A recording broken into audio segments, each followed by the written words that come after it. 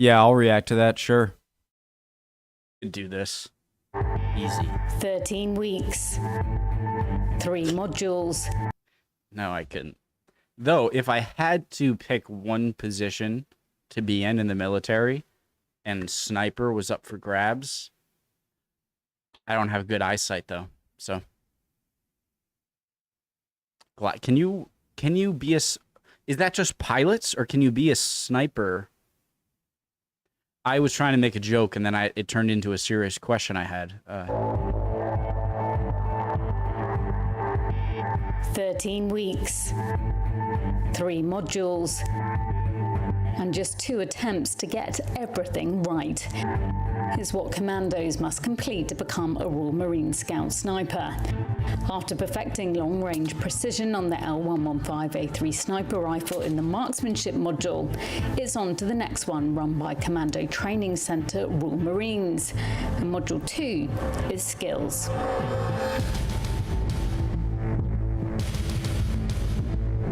It's made up of 4 parts: a mobile observation, a static observation, a map stance and stalking. They do all of these every day over 7 days and need a 70% pass rate across the week on each of them to accomplish the skills phase. The accuracy needed by a sniper doesn't just mean when taking a good shot. It's accuracy knowing your surroundings, exactly where you are, knowing your enemy's position, their pattern of life, what weapons they might have, which is what this skills phase develops. Because as a Royal Marine sniper, you may have to act quickly and carefully, firing from a helicopter as a maritime sniper, or you could be deployed deep into enemy territory, relatively isolated from friendly troops. Here the Royal Marines are practicing mobile observation. It starts with a sketch of the horizon. Getting paper and pens out may seem quite low-tech in the modern world, but snipers may be in a situation where they can't use a device that has any signal the enemy might detect or intercept. Sketching what you can see can focus the mind, meaning you pay attention to the minutiae, which is key for this task. So I wouldn't usually be wearing this type of attire on Woodbury Common, but I'm going to be part of the mobile observation test. So me and a few others will be in a scenario, and the snipers have to write down and log exactly what we're wearing, what we look like, and what we're doing. From about 250 meters, they use binoculars and a Leopold spotting scope to absorb and identify as much information as possible, as everything could be vital to understand whether the target is the correct one, and if and when the snipers could be needed. Intelligence gathering and retention is a crucial part of the role, and they're always on limited time. You have 30 minutes to do your trace and your log. 30 minutes starts now. They're logging everything they can remember and tracing movements of everything and everyone they could see, and they will get marked on how much they get right. Question 1. Once UKM1 had stopped, what did he use his phone for? On a mission in a hostile situation, Calling. they might be looking at the enemy's daily regimes and habits, so they know the exact time and place to strike. Snipers need to be able to rely on their own ability to recall all the small details, and it's not just when it comes to observing people and movement out in the open. Locating and identifying concealed weapons is paramount, as if you're a sniper trying to spot adversaries, you must assume someone is trying to spot you. Okay, I was gonna say that's not fair. Locating and Well, you have this end sticking out. identifying concealed weapons is paramount, as if you're a sniper trying to spot adversaries, you must assume someone is trying to spot you. Here, different firearms and military kit are being hidden. Even from close up, I can't tell what they are. What's that? A speed loader. But it's from over 200 meters away the Royal Marines must detect them. After sketching a panoramic of the large search area, they're looking for colour changes in the undergrowth and foliage, or perhaps a reflection from an unnatural object, and they must be meticulous. Break the apps down, create boxes, draw them on your panoramics, okay, and then use that when you scan and search. Again, try and scan and search right to left. If you've been on Leopold for, I'd say, max a minute and you're still debating whether it's an item or not, then it's probably not an item. The Leopold scopes have times 12 to 40 magnification, and the binoculars have times 8 magnification. It's one job finding the 5 items and 5 weapons that are hidden, but more is required. Just under sort of half a grat right, around about waist height. Hey, what can we see? The commandos have to know the type, caliber and country of origin for each. You see like 3 evenly spaced out, like grooves almost. You guys ever have the books as a kid called I Spy? I love those books. So this is like a super difficult military version of that book. We have to just find the objects in the crazy image. Sort of cuts it down to 2 items straight or away. Where's Waldo or something. Out, like grooves almost. Sort of cuts it down to 2 items straight away when you look at that. The AR-15 and the AR-180. These ones are like evenly spaced, whereas the AR-180 is like a T-shape. T-shape, everyone happy with that? AR-15, .223 rem USA. Overall, M16. snipers need to commit to memory around 150 pieces of military equipment and armaments, so whatever battle space they're in, they know what they're up against. And when it comes to the battle space and exactly where you are is another requirement of the course. In the map stance, the Royal Marines must pinpoint their precise location with grid bearings.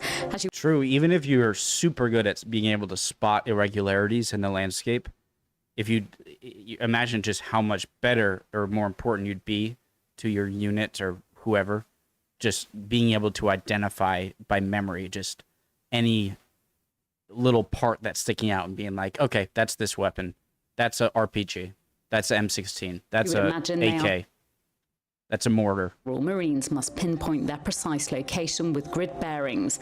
As you would imagine, they are tested to be incredibly accurate when it comes to detailed map reading and navigation, far beyond that expected from other Marines.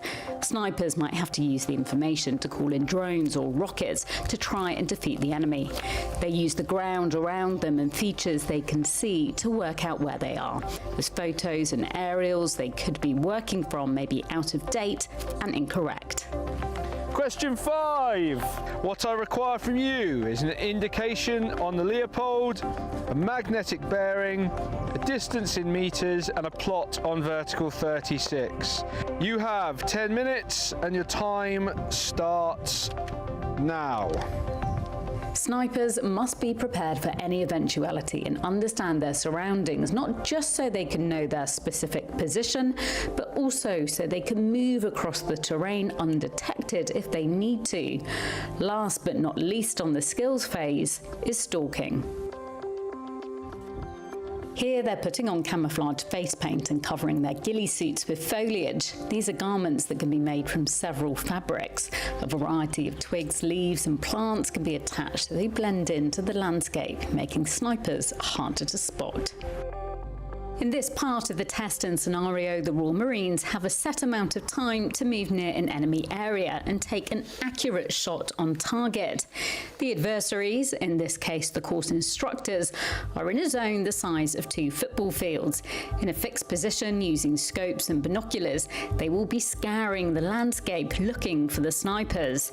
And the snipers begin their stalk from around 1.5 kilometers away.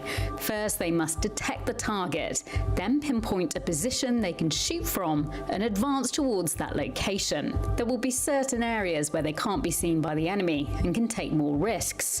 But as they draw closer, it's slow, low and methodical movements. Otherwise, they'll be spotted. Freeze! The enemy relay to the other instructors where they think they can see someone.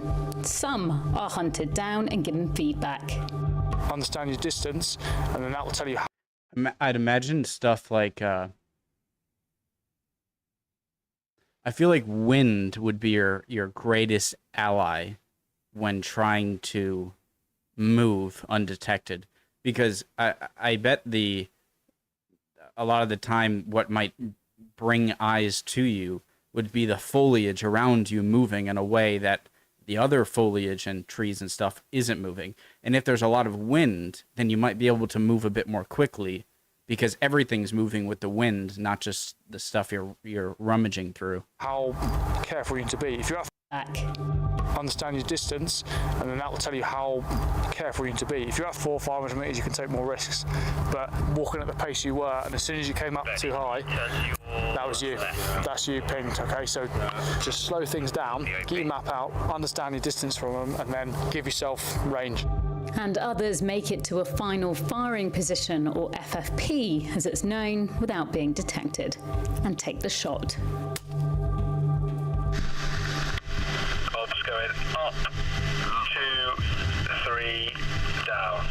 And to make sure the shot would be on target, the instructors hold up different symbols to make sure the sniper can see them and that their scope is set correctly. White equals sign. He calls white equals sign. She's correct. The art of concealment, uncomfortable terrain and staying calm under pressure to be as precise as you can. That sort of fooled me for a second, Sign. even though I was obviously looking. She's correct. The art of concealment. Like right there. It's more, see, it's more the coloration that's different than, oh, that looks like a man, you know? It's not like I'm like, oh, a guy. I'm like, oh, that's a weird color. Oh, a guy, you know? It's like that initial, what's the word? Hint of something that just makes them look closer, and then it's like, oh god. Like if these were slightly just, you had a bit more of this green in there rather than just like if you were in a field full of small piles of discarded grass cuttings that wilted and died, then I would never be able to find you. But it's the discoloration more than anything that's makes it pop out. Uncomfortable terrain and staying calm under pressure to be as precise as you can. These individual skills are rehearsed, honed and assessed. And then it's turned up a notch.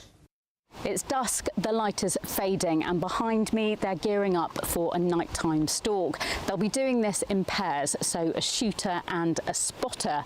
Now, it may seem that under the cover of darkness that their task will be easier, but actually it brings up its own challenges. At nighttime, reference points are going to be harder to find. The objective is going to be trickier to pin down, and their peripheral vision is lost because they'll be using night vision monocles.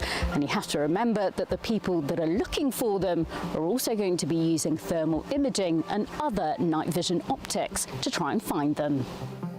On a deployment, they would usually be in pairs, so this gives them the opportunity to work as a team. They have the same task as the daytime stalk, and once again, some are identified early. I know judging distance, naked eyes. And others make it to the end. Working at night will push them and must be second nature to Royal Marine Scout snipers. Overall, the skills module is a steep learning curve and encompasses more than just being a good shot with the sniper rifle. But of course, all the modules are inextricably linked, which is why commandos must pass them all, including the final one, the tactical module. Bryony Williams, Forces News, Woodbury Common, Devon. Is that? Thanks for watching. That was quick. I enjoyed that. That was fun. That was interesting. I love watching these military videos. Love seeing your guys' comments as always. Help me learn things. Or if I just said something ridiculous, pointing that out, I would love for you to do that. Hopefully I'll see you guys next video. Bye, guys.